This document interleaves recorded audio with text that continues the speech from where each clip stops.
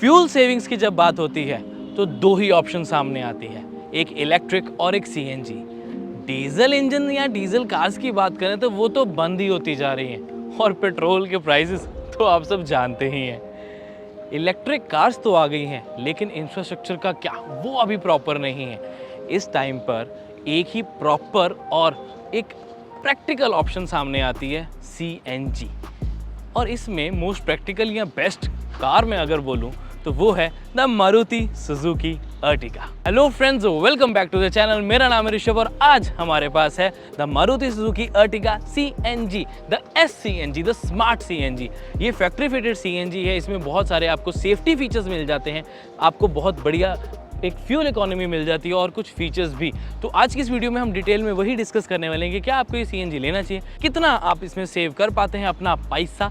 Detail में जानने के लिए वीडियो को एंड तक ज़रूर देख लें और हाँ, चैनल को सब्सक्राइब ज़रूर कर लें डिटेल में इसके बारे में जानने के लिए। और ऑफ कोर्स अर्टिगा हो या कोई और गाड़ी, उनके अपडेट्स आते ही रहते हैं, तो सब्सक्राइब करना इज़ रियली इंपॉर्टेंट।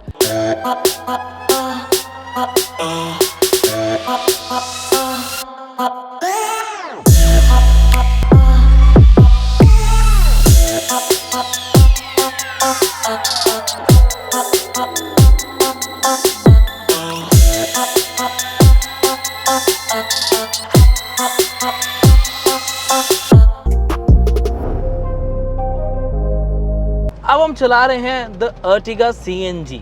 तो यहाँ पर परफॉर्मेंस की बात करना तो बहुत इंपॉर्टेंट है। अब अगर आप इसको सीएनजी मोड पे चला रहे हो तब आपको अराउंड 88 पीएस की पावर मिलती है, 121 न्यूटन मीटर्स का टॉर्क भी आपको प्रोवाइड किया जाता है। बट क्या ये इनफ है? I personally believe that it's enough. I know ये बहुत पावरफुल इंजन नहीं है, इतनी बड़ी गाड़ी है, 7 सीटर है, 1.5 लीटर का इंजन है, उस अकॉर्डिंगली आपको लगता है कि नंबर्स में कि यार पावर शायद कम होगी। जब आप इस गाड़ी को चलाते हैं तब आपको ऐसा नहीं फील होता कि बहुत अंडर पावर्ड कार है या पावर नहीं है, ऐसा आपको बिल्कुल भी फील नहीं होगा।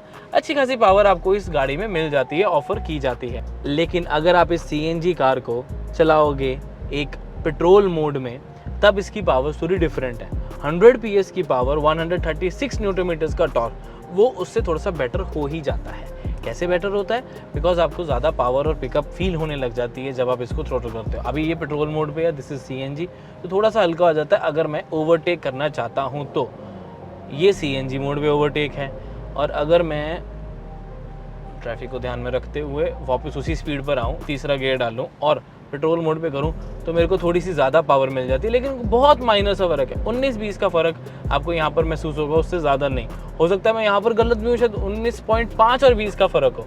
तो ऐसा नहीं है कि सीएनजी की वजह से इसमें पावर ज़्यादा कम हो रही है। हालांकि अगर आप फैक्ट्री फिटेड सीएनजी लगवाते हैं तो पावर्स का फ़र्क आपको ज़्यादा फील होता है, यानी कि डिफरेंस ज़्यादा आता है। लेकिन अगर आप इसमें परचेज करते हैं पेट्रोल ओनली वेरिएंट तब आपको वहाँ पर 104 पीएस की पावर और 137 न्यूटन मीटर्स का टॉर्क ऑफर किया जाता है, जो कि एक अच्छी खासी पावर है। और ये इंजन जो है वो बहुत ज़्यादा रिफाइंड है। अब दोनों ही गाड़ियों में एक ऐसी कॉमन चीज़ मिल जाती है जो कि बेहतरीन है, ट्रांसमिशन। 5 स्पीड ट्रांसमिशन है। हाँ, 6 स्पीड होती तो ज़्यादा अच्छा लगता है, बट 5 स्पीड में एक इसमें अच्छी चीज़ ये लगी कि जो गियर बॉक्स है वो काफ़ी ज़्यादा स्मूथ है, नॉइसलेस है। जब आप गियर शिफ्ट करते हैं किस तरह, क्योंकि टक टक की आवाज़ या प्लास्टिक की आवाज़ आपको नहीं आएगी। तो ये मुझे पर्सनली बहुत ज़्यादा अच्छा लगता है कि अर्टिगा में जो क्वालिटी ऑफ मटेरियल यूज़ किया गया है that is very very good and up market. And interestingly जो इसका क्लच है, वो ट्रांसमिशन की बात करें, वो भी बहुत ज़्यादा हैवी नहीं है, डीप नहीं है, बहुत लाइट वेट है और उसके साथ साथ बहुत इजी टू मैनूवर है। बिकॉज बहुत जल्द अपनी डेस्टिनेशन पे पहुंच जाता है और गियर शिफ्ट करने में आपको पैर ज़्यादा अंदर तक नहीं लेके जाना पड़ता। तो वो आपको डेफिनेटली एक जो डिस्टेंस है वो आपको कम मिलता है यहाँ पर, तो उसका आपको बेनिफिट यहाँ पर मिल जाएगा। अब एक बहुत बड़ा मेजर क्वेश्चन, माइलेज आपको इसमें कितनी मिल जाती है? रियल लाइफ माइलेज सिटी में आपको अराउंड 14-15 की एमपीएल मिल जाएगी। हाईवे पे 20 से लेकर 22 डिपेंडिंग ऑन ड्राइविंग, कितने लोग हैं, क्रूज पे अच्छे से चल रहे हैं या नहीं, तो आपको अच्छी खासी अर्टिगा पे माइलेज मिल जाती है। हाँ, अगर 7 लोग बैठे हैं, थोड़ा बहुत लगेज भी है, तो 2-2 किलोमीटर पर लीटर आप कम कर लीजिए, आपको बेटर आइडिया मिल जाएगा। And this is for the petrol. ये जो मैंने माइलेज सारी बताई है ये पेट्रोल की माइलेज है। अगर इसी में आप सीएनजी की बात करें तब आपको सिटीज़ में मिल जाती है अराउंड 18 से 19 किलोमीटर पर केजी और हाईवेज पे 22 से 23 किलोमीटर पर केजी आपको ऑफर किया जाता है। इससे आपकी फ्यूल सेविंग तो कहीं ना कहीं ज़रूर होती है। इसके यहाँ पर अगर आप 1000 किलोमीटर पर मंथ चलाते हो, मैं लिखता भी रहूँगा आपके लिए, तो 14 किलोमीटर पर लीटर की ऑन एन एवरेज इसकी आती है पेट्रोल में। तो 96 रुपीज़ का इस टाइम पे मैंने पेट्रोल लगाया है। CNG में 20 kmpl आता है पर kg, यानी कि किलोमीटर पर kg। 75 रुपीज़ का आपको इस टाइम पर CNG पड़ता है अप्रॉक्सीमेटली। पेट्रोल में अगर आप इसकी कैलकुलेशन करेंगे तो एक महीने में आपने 6,850 रुपीज़ का पेट्रोल भरवाया और CNG के लिए आपको 3,750 रुपीज़ देने पड़े। डबल तो नहीं है, थोड़ा सा फ़र्क आपको यहाँ पर पड़ जाता है कैलकुलेशन के हिसाब से। लेकिन अगर आप 2,000 किलोमीटर चलाते हो और 3,000 किलोमीटर चलाते हैं तो आपको बताना चाहूँगा कि पेट्रोल आपने करवाया 20,550 रुपीज़ का। यहीं पे अगर आप CNG को प्रेफर करेंगे तो 3,000 किलोमीटर मंथली चलाने पे आपको 11,250 रुपीज़ पे करने पड़ेंगे पर मंथ, और अगर ईयरली में कन्वर्ट करें तो 1,35,000। अब सेव कितना किया आपने, बिकॉज पेट्रोल में है 2,46,000 और CNG में 1,35,000 फॉर द होल ईयर। तो 1,11,600 रुपये आप सेव करते हो यहाँ पर ईयरली। अगर आप CNG में चलाते हो तो आपके अराउंड 1,11,600 रुपीज़ जो है वो सेव होते हैं। इसका मतलब ये है कि जो आपने स्टार्टिंग में 1 लाख एक्स्ट्रा दिया है वो 1 साल में रिकवर आपके हो जाएंगे। बट ध्यान दें, ये तभी है अगर आपकी रनिंग 3,000 किलोमीटर्स है। ये एक क्लेम्ड माइलेज का एवरेज पेपर पे कैलकुलेशन है। NVH की यहाँ पर बात करें तो नॉइस वाइब्रेशन हार्शनेस ऑलमोस्ट ना के बराबर है। 1.5 लीटर का 4 सिलेंडर इंजन है और आपको ज़्यादा नॉइजी यहाँ पर फील नहीं होगा अनटिल एंड अनलेस आप 3,000 RPM से ज़्यादा इसको रेव करते हैं। तो इंजन कई बार इतना रिफाइंड लगता है कि आप अगर इसको ऑन रख के साइड पे बैठ गए, कहीं रुक गए हैं, तो आपको लगेगा नहीं कि ये इंजन ऑन भी है। तो ये इसकी खास बात है। पेट्रोल ओनली मॉडल में तो आपको स्मार्ट हाइब्रिड टेक्नोलॉजी मिल जाती है, idle start, smart regeneration, braking वगैरह फीचर्स ऑफर किए जाते हैं टॉर्क असिस्ट के साथ। बट अभी हम CNG की बात करें तो CNG की बात ही कर लेते हैं। Suspension my friend, suspension. अगर आप पेट्रोल ओनली लेते हो और CNG लेते हो तो उसमें थोड़ा सा सस्पेंशन का फर्क है। CNG की बात कर लेते हैं। आई पर्सनली बिलीव कि सिलेंडर की वेट की होने की वजह से बॉडी रोल थोड़ा सा कम हुआ है और आपको थोड़ी ज़्यादा स्टेबल राइड मिल जाती है, specifically on the highways.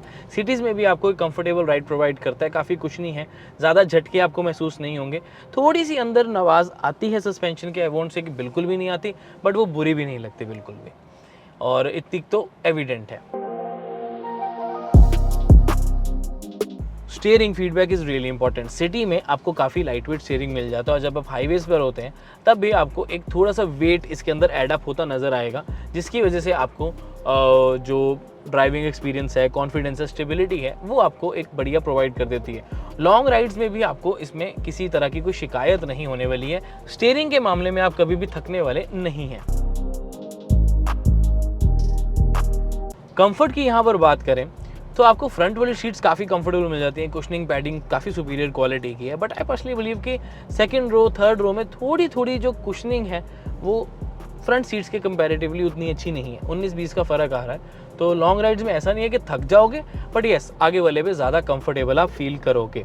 Dead pedal भी आपको ऑफर किया गया है यहाँ पर। लॉन्ग राइड्स पे क्लच छोड़कर आप अपना पैर रखकर लॉन्ग राइड्स पे जाएंगे तो ड्राइविंग में भी थकने वाले नहीं हैं। साइड्स पर आपको यहाँ आर्मरेस्ट मिल जाती है जो कि स्लाइडिंग है, बट अनफॉर्चुनेटली इधर स्टोरेज आपको बहुत कम मिलती है, उस चीज़ का ध्यान ज़रूर रख लें।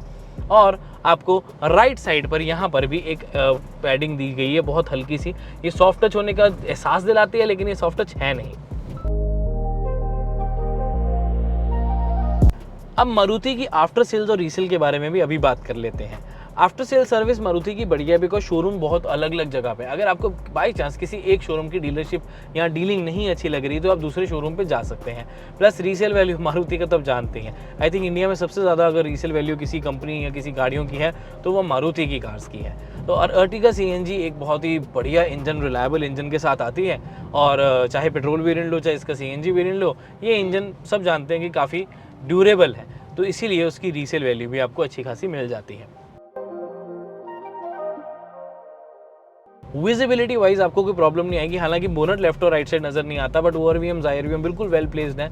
यहाँ पर आपको मैनुअल IRVM मिलेगा रात के लिए, लेकिन बस एक चीज़ लगती है, जो ये वाइपर्स हैं ये नज़र आते हैं तो ये थोड़े से नीचे होते और हिडन टाइप होते तो ज़्यादा अच्छा लगता, बट ये वाइपर्स लगातार आपको नज़र आते रहेंगे तो ये थोड़ा सा कम प्रीमियम मुझे लगता है। अब इस गाड़ी की सेफ्टी जो कि बहुत इंपॉर्टेंट है, 3 स्टार सेफ्टी रेटिंग जो है इसको पुराने मॉडल को मिली थी, अब मुझे लगता है मे भी ज़्यादा मिल जाए। ABS EBD ड्यूल एयरबैग्स तो आपको गवर्नमेंट की तरफ से कंपलसरी मिल जाते हैं, और इस वेरिएंट में आपको ब्रेक असिस्ट जैसा फीचर भी मिलेगा। साथ में आपको यहाँ पर रिवर्स पार्किंग सेंसर्स और फ्रंट में डिस्क ब्रेक्स मिलेंगे। पीछे अनफॉर्चुनेटली ड्रम ब्रेक्स ही हैं, डिस्क होती तो ज़्यादा अच्छा लगता। अब बारी आती है इस गाड़ी के मेजर फीचर्स की। यहाँ पर आपको कुछ ऐसे फीचर्स मिल जाते हैं जो इस गाड़ी को स्पेशल बनाते हैं, जैसे कि जो इसके कप होल्डर्स हैं वो कूल्ड हैं, तो आपकी ड्रिंक्स को ठंडा रखने वाले हैं, चाहे आप कप रखें या प्रॉपर कैन रखें तब भी। उसके साथ साथ आपको यहाँ पर यूजेबल बूट स्पेस मिल जाती है। बहुत सारी 7 सीटर्स अभी भी ऐसी हैं जहाँ पर आप लिटरली कुछ भी नहीं रख सकते। अर्टिगा इतनी कम प्राइस पे होने के बावजूद आपको इतनी स्पेस प्रोवाइड करती है कि आप फिर भी थोड़ा सामान रख पाए। सीएनजी होने के बावजूद आपके पास थोड़ा सा सामान रखने की जगह बच जाती है।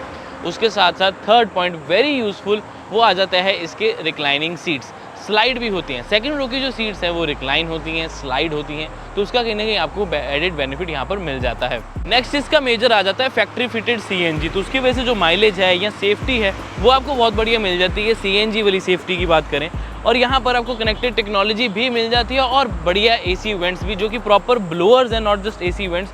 सेकंड रो और थर्ड रो तक जो पूरी हवा जाती है वो पूरे ब्लोअर के थ्रू जाती है। सिर्फ ऐसा नहीं है कि आगे वाला ब्लोअर पीछे सिर्फ हवा पहुंचा रहा है, वहाँ पर डेडिकेटेड अलग ब्लोअर लगा है जो कि बेटर हवा के थ्रो को आप तक प्रोवाइड कर पाता है।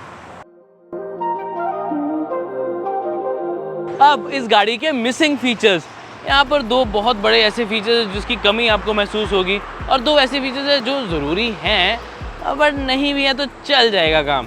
अब ये स्पेसिफिकली ZXi वेरिएंट यानी कि CNG वेरिएंट है, बिकॉज ये टॉप मॉडल नहीं है। तो एक बहुत बड़ा मेजर फीचर है रियर कैमरा, वो आपको इस गाड़ी में ऑफर नहीं किया जाता है। अनफॉर्चुनेटली आपको अलग से परचेज़ करना पड़ेगा, चाहे मारुति से कर लें चाहे बाहर आफ्टर मार्केट आप कैमरा वो लगवा लें। इसके साथ इंटीग्रेट हो जाता है, उसमें कोई प्रॉब्लम नहीं आती है, बट हाँ आपको एडिशनल पैसे थोड़े पे करने पड़ेंगे। बाहर मार्केट से करवाओगे तो 2500-3000 का बहुत अच्छा कैमरा लग जाएगा, अगर आप कंपनी से करवाओगे तो 5-6,000 का आपको बहुत बढ़िया क्वालिटी मिल जाती है। Second feature is the cruise control, वो भी यहाँ पर मिसिंग है, जो कि मुझे पर्सनली लगता है कि एक नेसेसिटी था। वो भी एक ZXi वेरिएंट में बेस मॉडल या मिडल मॉडल होता समझ आता, ये सेकंड टॉप मॉडल है यार, यहाँ पर क्रूज़ कंट्रोल होता तो अच्छा लगता, बिकॉज CNG वो पर्सन लेगा जिसकी ड्राइव ज़्यादा है, और जिसकी ड्राइव ज़्यादा है उसको कंफर्ट जो चाहिए ना, तो इसीलिए क्रूज़ कंट्रोल भी एक बहुत इंपॉर्टेंट फीचर है। अगर आप लॉन्ग राइड्स पे जाते हैं, हाईवेज़ पे जाते हैं, ताकि आप जल्दी थके ना, तो क्रूज़ कंट्रोल होता तो ड्राइव थोड़ी और ईजी और बेटर हो जाती। थर्ड, हिल होल्ड, वो सेफ्टी को लेकर कहीं ना कहीं मुझे लगता है कि अगर आप पहाड़ों में इस गाड़ी को लेकर जाएंगे, चला तो आप लेंगे, मैनुअल है, इसमें ज़्यादा प्रॉब्लम आपको नहीं आएगी, बट हाँ हिल होल्ड होता तो अच्छा लगता है, जो कि टॉप मॉडल में अवेलेबल है। वैसे ही एक और फीचर है इलेक्ट्रॉनिक स्टेबिलिटी प्रोग्राम, वो भी ZXi प्लस में है, ZXi में मिसिंग है, तो वो होता तो सेफ्टी और बेटर हो जाती। प्राइस ओपिनियन बहुत इंपॉर्टेंट है यहाँ पर, या फिर वेरिएंट्स की भी बात करें। देखो LXi, VXi, ZXi, ZXi plus, CNG options की बात करें तो VXi और ZXi में ही अवेलेबल हैं।